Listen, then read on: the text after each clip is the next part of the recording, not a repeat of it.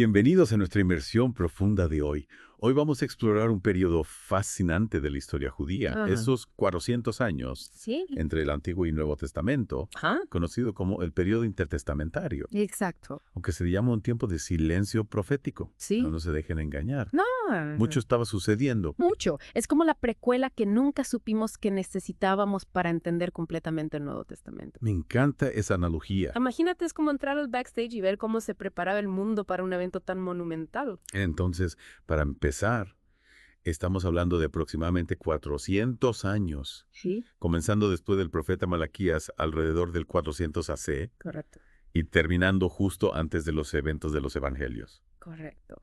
Y durante este tiempo Judea pasó por las manos de varios imperios, Ujú.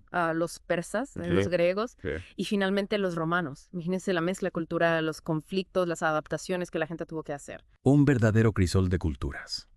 Empecemos con los persas. Claro. Fueron bastante importantes para el pueblo judío, ¿verdad? Sin duda, piensa en Ciro el Grande, Ah. el rey persa que permitió a los judíos exiliados regresar a Jerusalén y reconstruir su templo. Ah. Esto fue un acontecimiento enorme. Después de décadas de cautiverio en Babilonia, imagina la alegría y la esperanza que sintieron. Hablando de un regreso a casa triunfal. Y no volvieron con las manos vacías. Tenían recursos planos Exacto. y un mandato real para reconstruir. Así es. Hay relatos detallados sobre el uso de madera de cedro del Líbano, transportada hasta Jerusalén, y del apoyo financiero del propio Ciro. Fue una empresa masiva que demuestra la seriedad con la que tanto Ciro como el pueblo judío se tomaron la restauración de su espacio sagrado. Es increíble pensar en la escala del proyecto y la determinación de las personas involucradas. Pero no todo fue color de rosa, ¿verdad? Surgieron algunas tensiones durante este tiempo. Definitivamente. Este periodo también vio el surgimiento de los samaritanos, que adoraban a Dios de manera diferente a los judíos, e incluso tenían su propio templo en el monte Gerizim. Vaya. Esto creó una fuente de tensión y conflicto duradera entre los dos grupos. Imagina mientras reconstruían sus vidas y su templo también enfrentaba nuevos desafíos y divisiones dentro de su propia comunidad. ¿Cómo crees que estas tensiones influyeron en los eventos posteriores? Sin duda, estas diferencias religiosas y culturales continuaron dando forma a la sociedad judía y tuvieron un impacto significativo en los acontecimientos que siguieron. Pensemos en cómo influyó en la dinámica social de la época. Y luego llegaron los griegos, Ajá. liderados por el único Alejandro Magno. Era conocido por su destreza militar, pero también tuvo un gran impacto en la cultura, ¿no? Así es. Las conquistas de Alejandro difundieron la cultura griega, lo que llamamos helenismo, por todo el mundo antiguo, incluyendo Judea.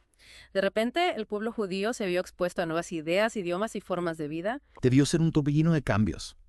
Esta influencia griega tuvo un impacto positivo o negativo en el pueblo judío. Fue una mezcla, la verdad. Algunos abrazaron la cultura griega, mientras que otros se resistieron ferozmente, viéndola como una amenaza para sus tradiciones y su fe. Piensa en ello. El idioma griego se generalizó y se establecieron comunidades judías en ciudades importantes como Alejandría, Egipto, Sí. donde interactuaban con la cultura griega a diario. Increíble.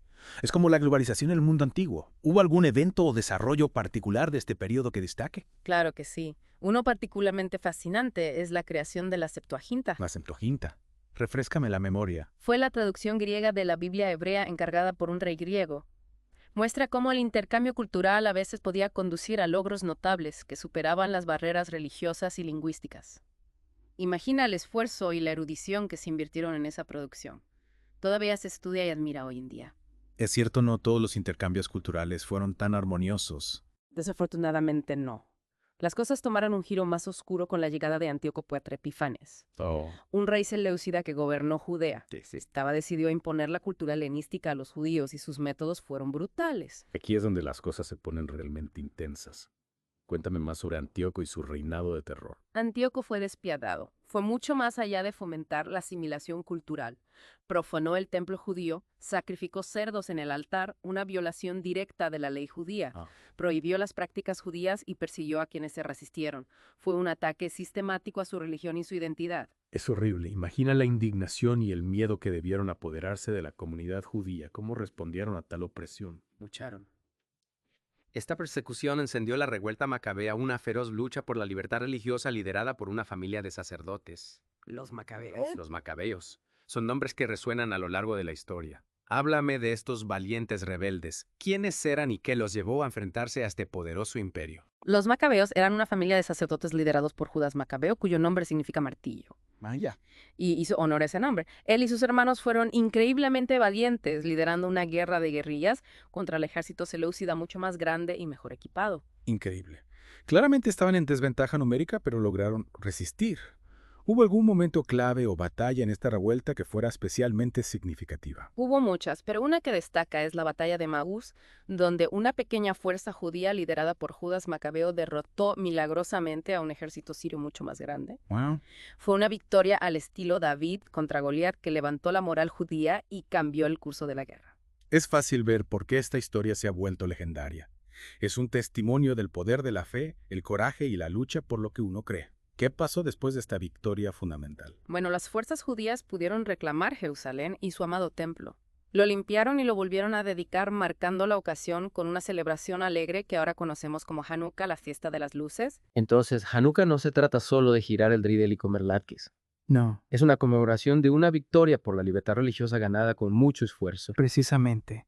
Es un recordatorio de una época en la que un pequeño grupo de personas defendió sus creencias contra viento y marea y triunfó. Entonces, ¿qué pasó con los macabeos después de que liberaron Jerusalén? Establecieron una dinastía duradera. Lo hicieron. Los macabeos establecieron una dinastía que gobernó Judea durante aproximadamente un siglo.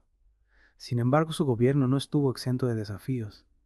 Las luchas internas por el poder y la creciente influencia de Roma eventualmente llevaron al declive de la dinastía macabea. Así, Roma. Su sombra se cierne sobre este periodo. Pero antes de sumergirnos en la era romana, hablemos de otro acontecimiento importante durante el periodo macabeo, la aparición de los fariseos y los saduceos. Estos dos grupos tendrían un profundo impacto en la vida y el pensamiento judíos, y su influencia está profundamente arraigada en el Nuevo Testamento. Imagina intentar comprender los conflictos y debates en los evangelios sin saber acerca de los fariseos y los saduceos. Sería como leer un libro sin conocer las historias de fondo de los personajes. Simplemente no tendría sentido. Entonces, ¿quiénes eran estos fariseos y saduceos? ¿Cuáles eran sus creencias y por qué eran tan importantes? Ambos eran sectas judías influyentes, pero tenían enfoques muy diferentes de la ley y la tradición judías. Los fariseos, conocidos por su estricta observancia de la ley, Ajá. enfatizaban la tradición oral y la importancia de interpretar las escrituras a la luz de la vida cotidiana. Eran los que se apegaban a las reglas, los que se tomaban la observancia religiosa muy en serio. Exactamente. Por otro lado, los saduceos estaban más enfocados en la Torá escrita, Sí. los primeros 5 libros de la Biblia hebrea, Ajá. y estaban más abiertos a las ideas e influencias helenísticas. Entonces, estaban más dispuestos a adaptarse a los tiempos cambiantes, tal vez incluso a mezclar algo de filosofía griega en sus creencias judías. Sí se podría decir eso. Esta diferencia en sus enfoques de la ley y la tradición judías a menudo condujo a desacuerdos y conflictos entre los dos grupos, y estas tensiones se manifestarían en el panorama político y religioso de Judea. Entonces, como podemos ver incluso después de su victoria sobre los seleucidas, el pueblo judío estaba lejos de estar unido. Estaban lidiando con divisiones internas y enfrentando la creciente amenaza de una nueva potencia en el horizonte. Roma. Esto prepara el escenario para un cambio dramático en el poder y un nuevo capítulo en la historia judía, uno que tendría consecuencias monumentales para el mundo. Y con Roma entrando en escena, las cosas se van a complicar aún más para Judea.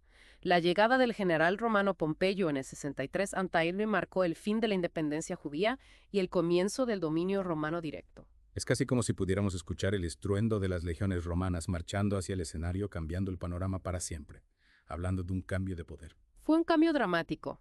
A partir de este momento, Judea sería un reino cliente de Roma, sujeto a las leyes y políticas romanas. Entonces, ¿cómo fue para el pueblo judío bajo el dominio romano? ¿Experimentaron algún tipo de autonomía o fue pura opresión? Fue complejo. Roma, al menos inicialmente, permitió cierto grado de gobierno local. Nombraron una serie de gobernantes, sobre todo a Herodes el Grande, una figura fascinante e infame. Herodes el Grande. Ese es un hombre que da escalofríos. Es conocido por su brutalidad, pero también por sus ambiciosos proyectos de construcción. Era una paradoja. Por un lado, era un tirano despiadado paranoico con su poder y dispuesto a eliminar a cualquiera que percibiera como una amenaza. Por otro lado, fue un constructor y administrador brillante responsable de la expansión del Segundo Templo en Jerusalén y la construcción de fortalezas, acueductos y ciudades en toda Judea. Parece que era un maestro tanto de la construcción como de la destrucción. Su reinado debe haber sido una época de gran agitación y cambio para el pueblo judío. Absolutamente. El reinado de Herodes estuvo marcado por intrigas políticas, violencia y una tensión constante entre preservar las tradiciones judías y acomodar los intereses romanos. Me hace preguntarme cómo la gente común navegaba por una época tan turbulenta. ¿Cómo eran sus vidas en medio de todo este drama político y tensión religiosa? Esa es una pregunta que los historiadores todavía están tratando de reconstruir. Tenemos vislumbres de sus vidas a través de descubrimientos arqueológicos, registros históricos y los escritos de la época. Está claro que la vida bajo el dominio romano era desafiante, pero también hubo momentos de paz y prosperidad, especialmente durante los periodos de relativa estabilidad. Es un recordatorio de que la historia no se trata solo de reyes y emperadores, batallas y conquistas. También se trata de las vidas de las personas comunes que intentan dar sentido a su mundo y encontrar un lugar para sí mismos dentro de él. Exactamente. Y hablando de encontrar un lugar en el mundo, no podemos olvidar el contexto de Herodes el Grande cuando pensamos en el nacimiento de Jesús. Ah, claro. Este fue el rey que intentó matar al niño Jesús, ¿no? El que ordenó la matanza de los niños en Belén. Así es. La historia de la Natividad con sus temas de esperanza y salvación se desarrolla en un contexto de tiranía política y violencia. Es un marcado contraste que añade otra capa de significado a la historia del nacimiento de Jesús. Te hace darte cuenta de que Jesús entró en un mundo que estaba lejos de ser pacífico, o justo nació en una época de agitación política, división religiosa y malestar social. Precisamente. Y comprender este contexto es esencial para apreciar los desafíos que enfrentó y el mensaje que trajo al mundo. Entonces, mientras concluimos nuestra exploración del periodo intertestamentario, ¿cuáles son las conclusiones clave? ¿Qué debemos recordar acerca de estos 400 años que dieron forma al mundo en el que nació Jesús? Bueno, fue un periodo de inmensos cambios y agitación. Vimos el auge y la caída de imperios, el choque y la fusión de culturas, la resistencia de la fe frente a la persecución y la aparición de nuevas ideas y movimientos religiosos. Fue una época de progreso y regresión, de esperanza y desesperación, de innovación y tradición. Exactamente. Y es importante recordar que esto no fue solo una brecha entre las historias bíblicas.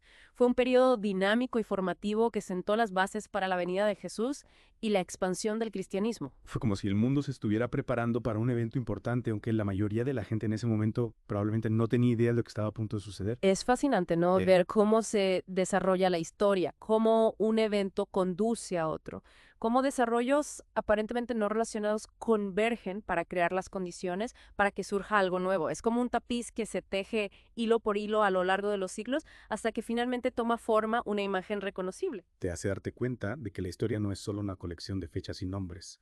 Es una historia llena de drama, intriga y giros inesperados. Y es una historia que continúa dando forma a nuestro mundo actual. El legado del periodo intertestamentario está a nuestro alrededor en nuestras creencias religiosas, nuestras prácticas culturales, nuestros sistemas políticos e incluso nuestros idiomas. Es un recordatorio de que todos estamos conectados con el pasado, nos demos cuenta o no. Y que al comprender el pasado podemos obtener información valiosa sobre el presente y tomar decisiones más informadas sobre el futuro. Exactamente. Y mientras reflexionas sobre esta inmersión profunda, te animo a considerar esto. Si el periodo intertestamentario fue un tiempo de preparación, preparando el escenario para la venida de Jesús, ¿para qué podría estar preparándonos nuestra era actual? Esa pregunta me da escalofríos. ¿Qué nuevas ideas, movimientos o transformaciones podrían estar en el horizonte esperando a desarrollarse en los capítulos de la historia aún por escribir? Esa es una pregunta que invita a la reflexión. Nos recuerda que la historia no es solo algo que leemos en los libros, es algo en lo que estamos participando activamente, dando forma y creando todos los días. Es cierto, es como si estuviéramos escribiendo la historia ahora mismo sin siquiera darnos cuenta. Exactamente.